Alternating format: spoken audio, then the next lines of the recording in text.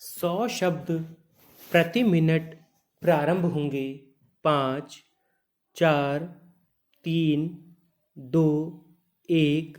महोदय, माननीय राष्ट्रपति की अध्यक्षता में देश के राज्यपालों का सम्मेलन आयोजित किया गया था। इस सम्मेलन में सभी राज्यों के राज्यपालों ने भाग लिया था। यह चर्चित सम्मेलन मोटे तौर पर इस आशय की सहमति से समाप्त हो गया था कि संसद और विधानसभा आम चुनाव के फौरन बाद दोबारा चुनाव होने की स्थिति में जहां तक संभव हो सके वहां तक टाली जानी चाहिए। आज शाम यहां राष्ट्रपति के समापन भाषण के साथ संपन्न हुए इस सम्मेलन में सभी की ओर से इस मुद्दे पर एक दो राय थी। इस बैठक में यह भी विचार व्यक्त किया गया था कि राज्यपालों को बिना किसी दखल अंदाजी के स्वतंत्र रूप से अपना काम करने दिया जाना चाहिए। आखिर राज्यपाल की भी अपनी एक स्वतंत्र हैसियत और गरिमा होती है। सम्माननीय राष्ट्रपति जी ने अपने समापन भाषण के दौरान कहा था कि प्रमुख राजनीतिक दलों के नेताओं ने सम्मेलन में साफ ढंग से जो सोचे समझे विचार व्यक्त किए हैं उससे विचारणीय विषय को महत्वपूर्ण आयाम मिला है। मेरे विचार से यह सम्मेलन समझ और आकलन की व्यापक प्रक्रिया शुरू करने में सहायक सिद्ध हुआ है। जहां तक मैं समझता हूं कि इस सम्मेलन से एक प्रबुद्ध दृष्टिकोण का विचार होगा। यहाँ पर राष्ट्रपति महोदय ने अपने उद्बोधन में कहा कि राज्यपालों के 2 दिन के इस सम्मेलन में जो कुछ विचार विमर्श हुआ उससे विशेष परिस्थितियों में संविधान के क्रियान्वयन में पारदर्शिता के साथ साथ आसान तरीके से संचालित करने में बहुत मदद मिलेगी। यह सम्मेलन महामहिम राष्ट्रपति महोदय के द्वारा किसी दल को लोकसभा या विधानसभा में पूर्ण बहुमत न मिलने की स्थिति में संवैधानिक प्रमुख की भूमिका के बारे में विचार विमर्श के लिए बुलाया गया था। राष्ट्रपति जी ने अपने समापन भाषण के दौरान कहा कि इस सम्मेलन में एक संवेदनशील और जटिल विषयों पर बेहतर ढंग से गहन विचार विमर्श हुआ है। उन्होंने यह भी कहा कि विषय से संबंधित सभी जटिलताओं पर विस्तृत विचार विमर्श का यह विशेष मौका था। इस अवसर पर विभिन्न दल के नेताओं ने अपनी प्रसन्नता व्यक्त करते हुए इस सम्मेलन का उपयोगी बताया है।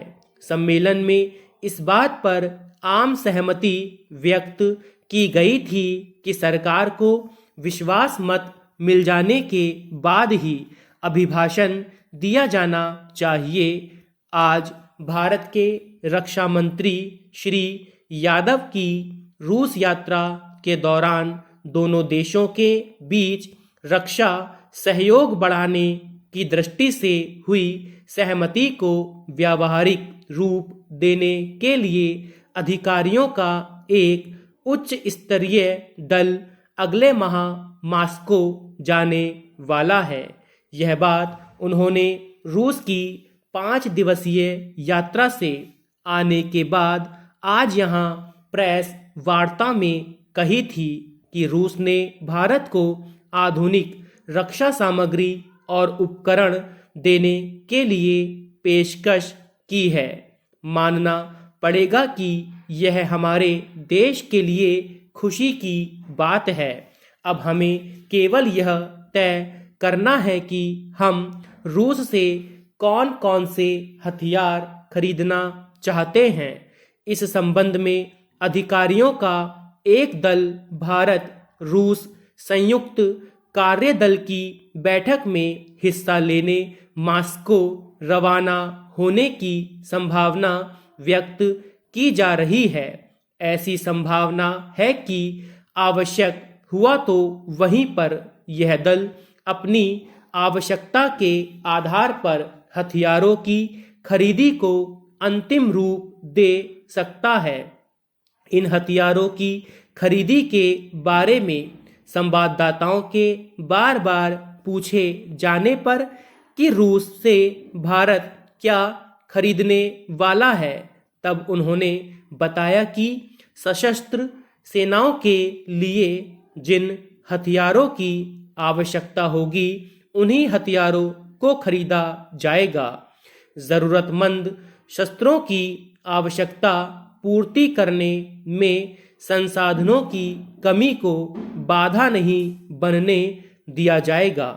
रूस के साथ संभावित रक्षा सौदों के बारे में अलग अलग तरह तरह के प्रश्नों को उत्तर देते हुए कहा कि यात्रा सौदे के लिए नहीं की जाती है, बल्कि नीतिगत मुद्दों को अंतिम रूप देने के लिए की जाती है, और यह काम उन्होंने अपनी यात्रा के दौरान किया है।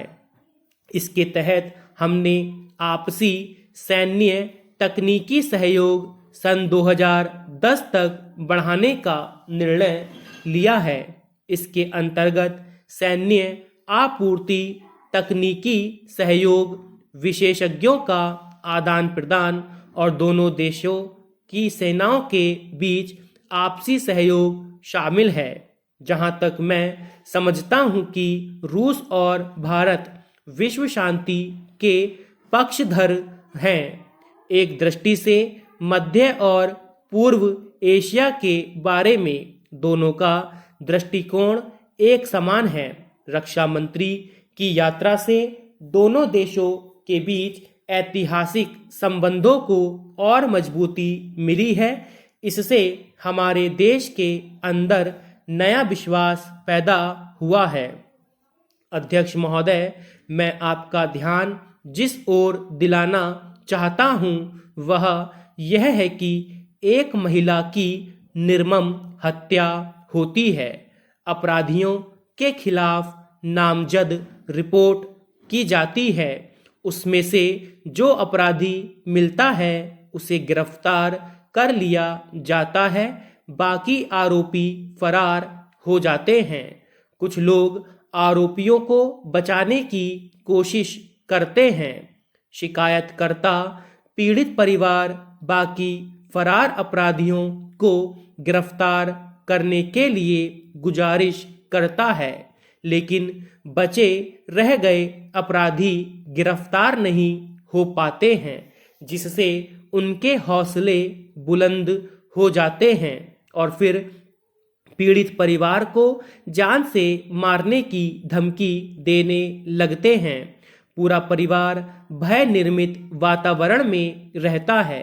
ऐसी परिस्थितियों का लाभ उठाकर फरार अपराधी पीड़ित परिवार के प्रति षड्यंत्र रच सकते हैं।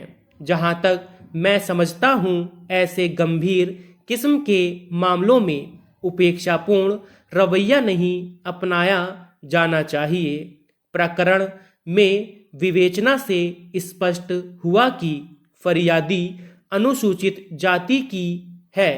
गांव में सांस्कृतिक मनोरंजन कार्यक्रम देखने के लिए गई थी। उसे ठंड लग रही थी, इसलिए गर्म कपड़ा लेने घर का बताकर मेले से चली गई थी। दूसरे दिन नहर के पास मृत शरीर मिला हुआ पाया गया। प्रकरण के अन्य आरोपियों की घटना दिनांक से निरंतर तलाश की जा रही है। गिरफ्तारी के प्रयास किए जा रहे हैं तथा उनके सभी संभावित ठिकानों पर दबिश दी जा रही है, किंतु आरोपीगण गिरफ्तारी से बचने के लिए फरार हैं। स्टॉप।